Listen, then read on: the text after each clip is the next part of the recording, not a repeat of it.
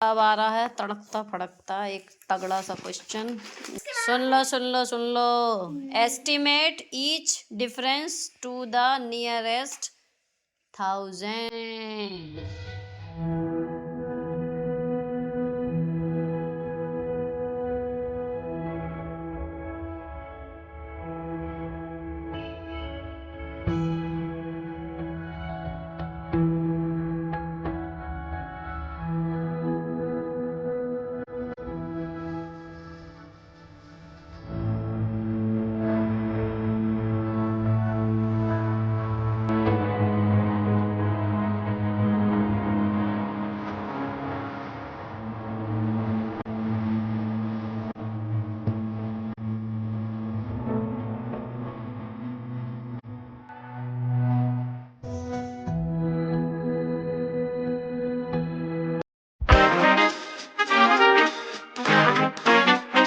Hello दोस्तों, कैसे हो आप लोग। Welcome back to the channel live life easy. तो जी स्कूल से आके चाय वगैरह ले ली थी, जो भी खाना पीना था, और उसके बाद बच्चों की पढ़ाई शुरू हो गई है।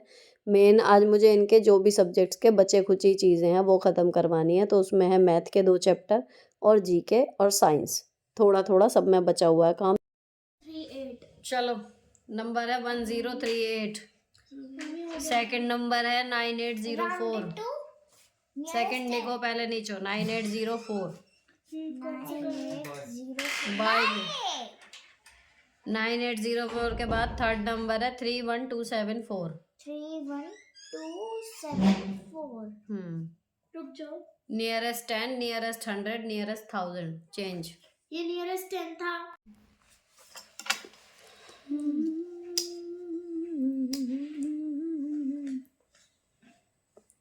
ये 31274 था, यहाँ पे बस 17 ही लिख दिया।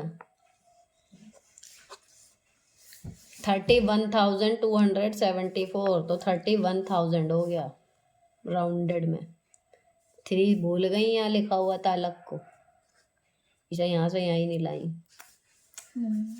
चलो अब अगले वाले सवाल देखो। Estimate each sum to the nearest 10, also find the actual sum. यानी कि पहले नियरेस्ट 10 तक नहीं, पहले एस्टिमेटेड और उसके बाद हाँ फिर एक्चुअल सम, उसका एक्चुअल सम निकालना है, फिर उसका डिफरेंस जो होगा वो बताना। तो तुम्हारा क्वेश्चन है 350 प्लस 275। 350 ऐसा करके जब बताओ इसका। चलो जी ये कर लिया। अब आ रहा है तड़कता फड़कता एक तगड़ा सा क्वेश्चन जिसमें तुम्हारा पापड़ बनेगा। सुन लो।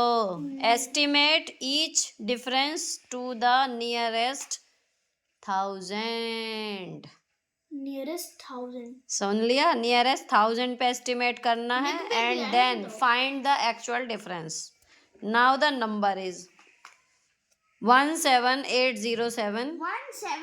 17807। यस, और सेकंड नंबर है 8197। 8197।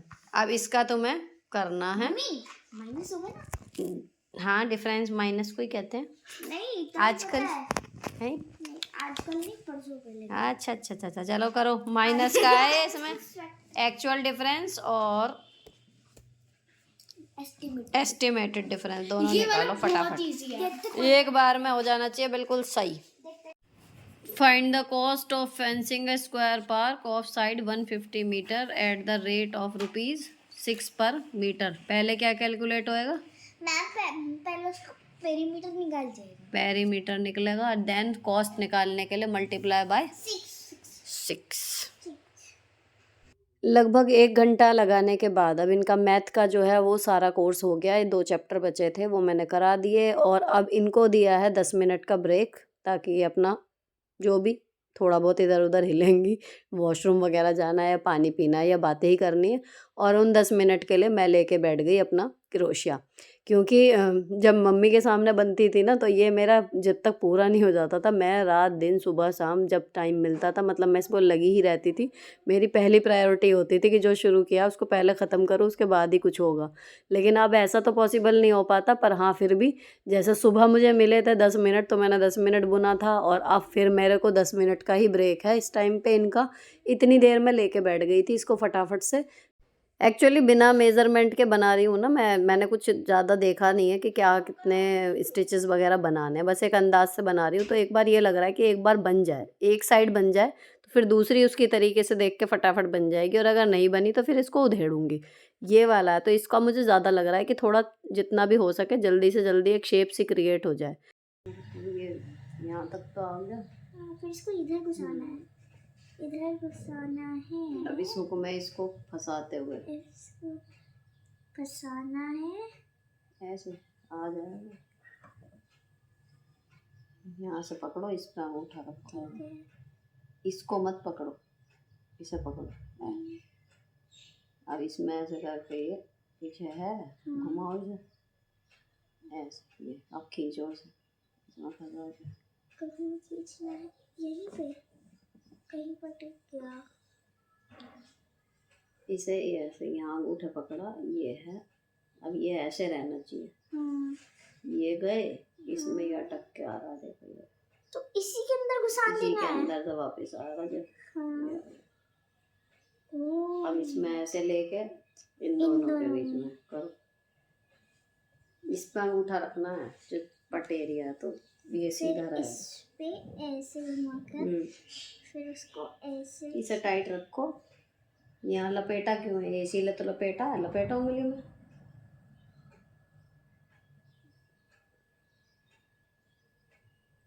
इससे खींच के रखेंगे जब तो उसमें फंसेगी फटाफट से। छूट गई,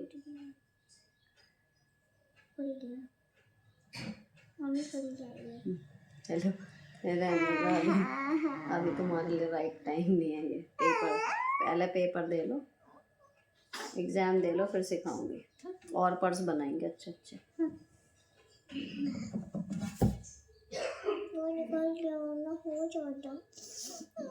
ऐसे निकल जाता है।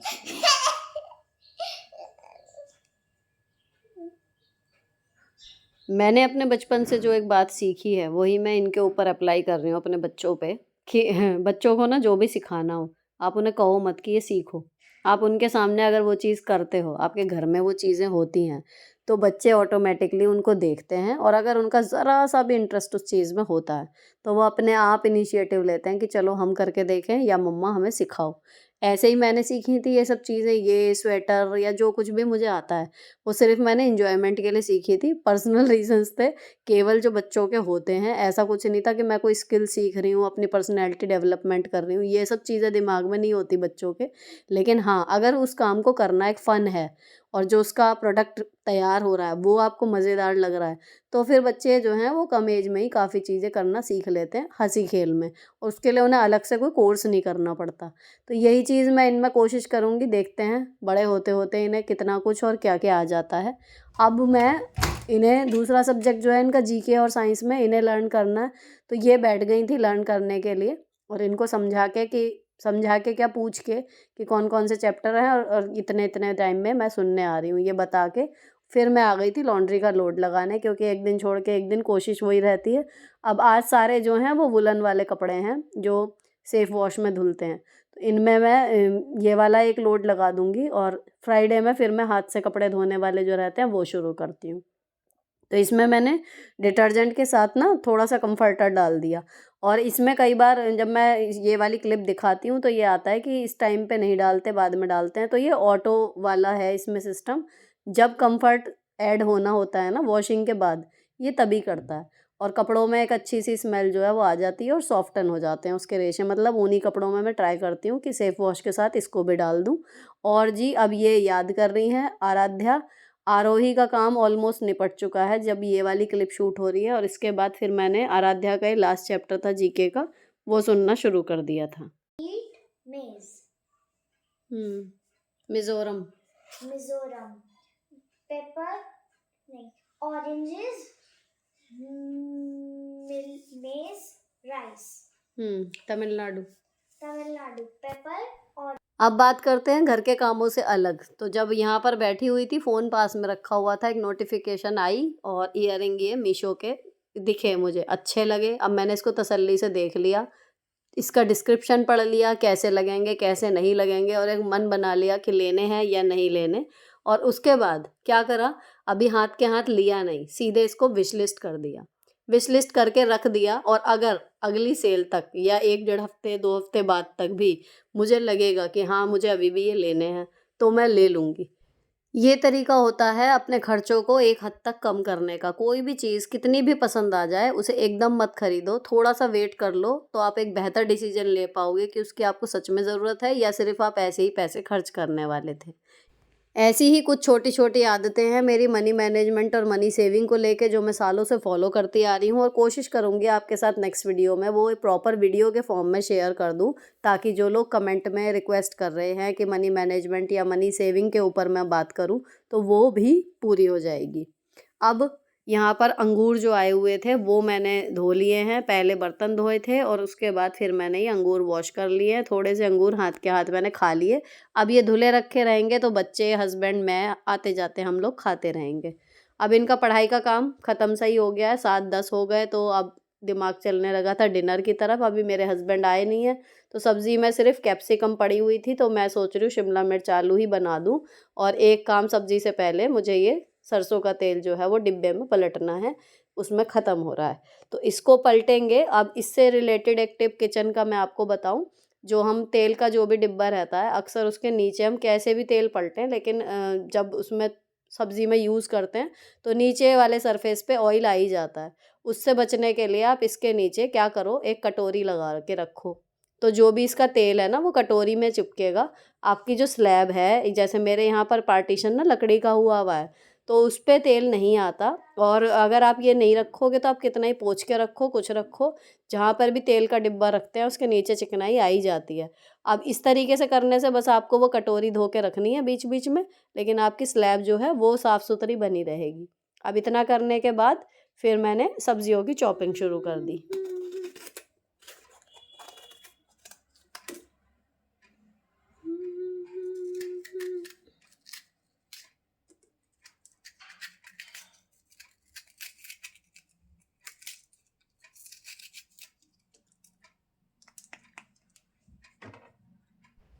अब इस टाइम पे इधर डिनर का काम शुरू हो चुका है बच्चों का। आज की स्टेटस मैं बताऊँ, इस टाइम जब मैं चॉपिंग कर रही हूँ इनके सारे सब्जेक्ट के सारे चैप्टर एक बार इन्होंने याद करके सुना दिए, जो लिख के दिखा दिए वो वाली चीज़ जो भी है। पूरा सिलेबस एक बार इनके हाथ से निकल चुका है सारे सब्जेक्ट्स का।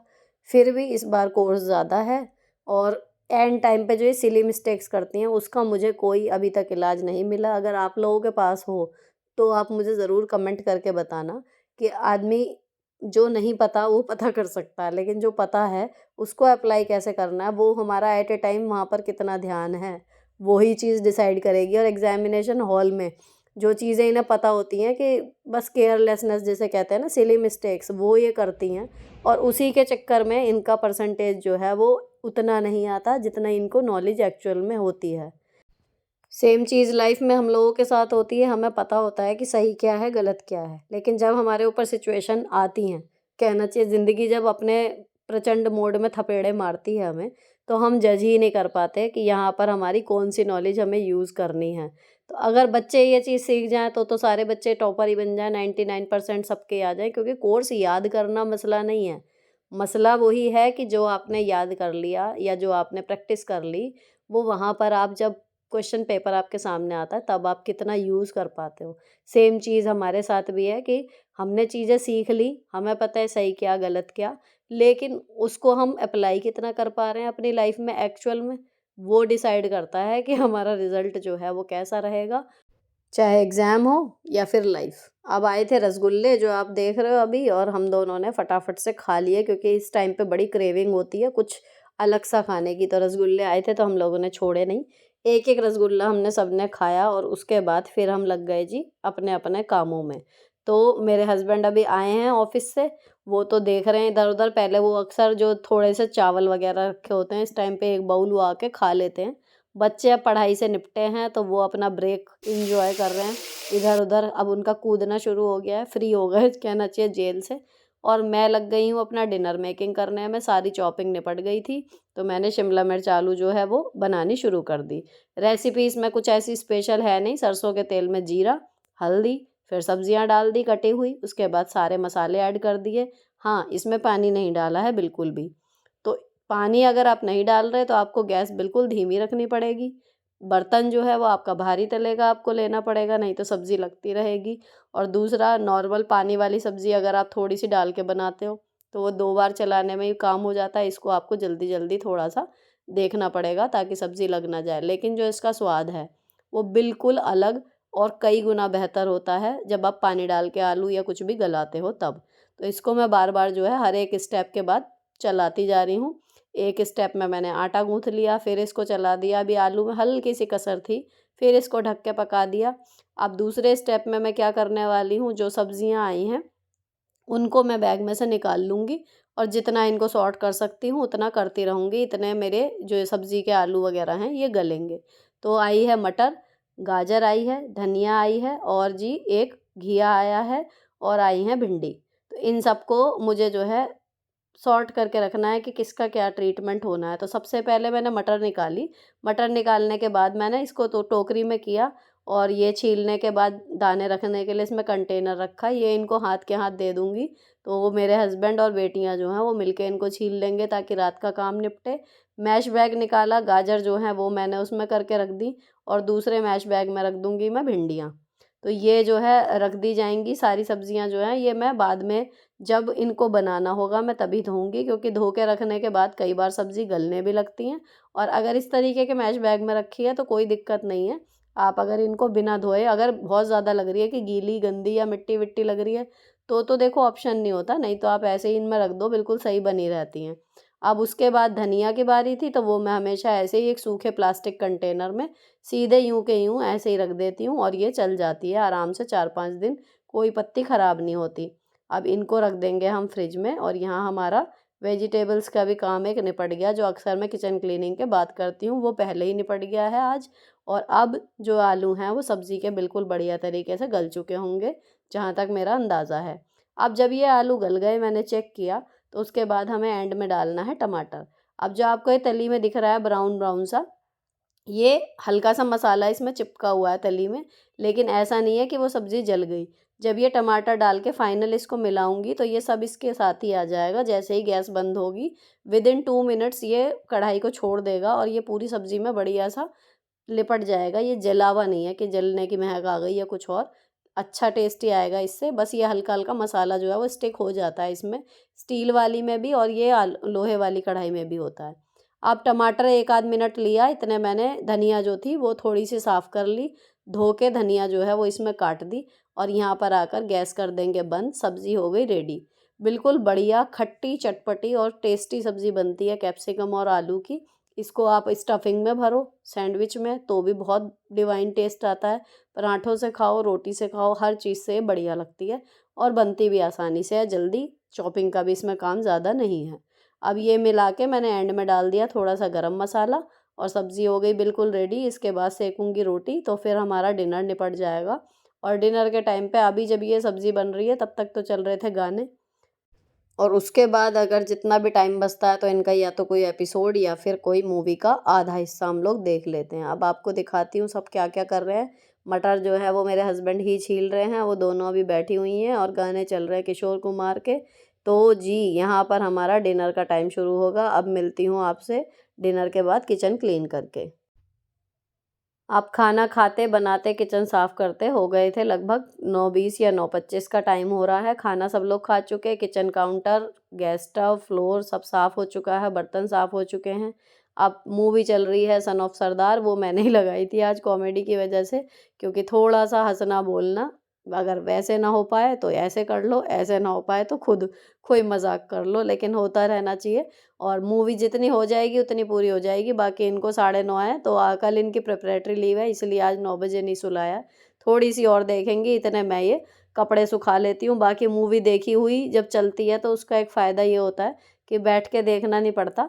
अगर एक बार देख ली है तो वो कानों में कहना चाहिए पॉडकास्ट सा सुनाई देता रहता है और सीन एज्यूम होते रहते हैं कि अच्छा वो सीन चल रहा है, वो सीन चल रहा है, और हम इंजॉय कर लेते हैं बजाय बैठ के देखने के। तो मुझे बड़ी पसंद है अपनी देखी हुई ही मूवी दोबारा देखने का। नई मूवी देखने के लिए अलग से टाइम निकालना पड़ता है, जो कभी होता है कभी नहीं होता। और अब सही बताऊं तो जैसे जैसे एज आगे जा रही है ना, इंटरेस्ट भी थोड़ा ख़त्म होता जा रहा है। पहले क्रेज़ रहता था कि हर मूवी देखनी ही देखनी है, अब नहीं होता। किसी के बहुत ही अच्छे रिव्यूज़ आते हैं, बहुत तारीफ़ें कहीं सुन लेती हूँ तो मन करता है कि चलो ये मूवी देख लेते हैं। तो उसके लिए फिर मैं अपना करती हूँ अरेंजमेंट कि किसी तरीके से देखने को मिल जाए, तो मेरे हस्बैंड जो है इंतज़ाम कर देते हैं उसका। बाकी अब सारी मूवीज़ देखने का मन ही नहीं अंदर से होता, तो सब कुछ नहीं देख पाती कि जितनी मूवी रिलीज़ होएँगी सब देखनी है। और सीरीज़ वगैरह तो मैं देखती ही नहीं, उनमें तो बहुत ही ज़्यादा टाइम लगता है। मेरे हस्बैंड कभी-कभी देखते हैं कोई-कोई, तो वो बताते रहते हैं, पर मुझे इंटरेस्ट नहीं है इतना लंबा कि लत की तरह कोई चीज़ मेरे पीछे पड़ जाए, तो उसके लिए फिर टाइम निकालना ही निकालना पड़ेगा, या फिर अपनी नींद के साथ आप कॉम्प्रोमाइज़ कर रहे हो। ये चीज़ें हैं तो दोनों ही बेहद नुकसानदायक हैं। तो मैं नेटफ्लिक्स या अमेज़न प्राइम की कोई भी सीरीज़ एक भी मैंने आज तक नहीं देखी। अब जी ऊपर कपड़े सुखाने के लिए मैं आ गई थी। मशीन को मैंने, आपने देखा होगा, नीचे मैं पोंछ के आई हूँ। इतने कपड़े सुखा के जाऊँगी, थोड़ा-सा हवा आर-पार हो जाएगी, उसके बाद उसको बंद करूँगी तो वो खुली हुई है। इन कपड़ों को सुखाने के बाद मेरा आज का जो है यहाँ का काम ख़त्म। फिर रह जाएँगे मेरे स्किन केयर रात की, और उसके बाद जी कल के लिए कपड़े निकालना, देन सबसे लास्ट एडिटिंग का काम। तो ये 3 काम मेरे बच जाएँगे, लेकिन जो मेरे चलने-फिरने के इधर-उधर के जो घर के काम हैं, वो सब निपट जाएँगे। और कल से ऑफ़िशियल बच्चों के एग्ज़ाम के प्रिपरेशन वाला वो उधम शुरू होने वाला है। देखते हैं, हर बार कोशिश करती हूँ काम रहने की, और हर बार हो नहीं पाता, सही बताऊँ तो। कुछ ना कुछ पूरे मतलब 15 दिन ऐसा ही रहता है कि एक रेस्टलेसनेस सी अजीब-सी, इतनी अपने एग्ज़ाम में नहीं होती थी जितनी इनके में होती है, क्योंकि वहाँ मेहनत हमें करनी होती थी और यहाँ मेहनत इनको करवानी होती है। बस यही टंटा है। अपने हिस्से की मेहनत आदमी कर ले, दूसरे से जब काम लेना होता है ना, वो मुझे बड़ा स्ट्रेसफुल लगता है। अब यहाँ पर मशीन बंद कर दी, कंप्लीशन वाली फीलिंग आ रही है कि दिन का काम ख़त्म, अब चलते हैं व्लॉग के एंड की तरफ। अगर अच्छा लगा हो किसी भी वजह से तो चैनल को सब्सक्राइब किए बिना मत जाना। मिलती हूँ आपसे नेक्स्ट वीडियो में। Till then bye bye, stay beautiful always.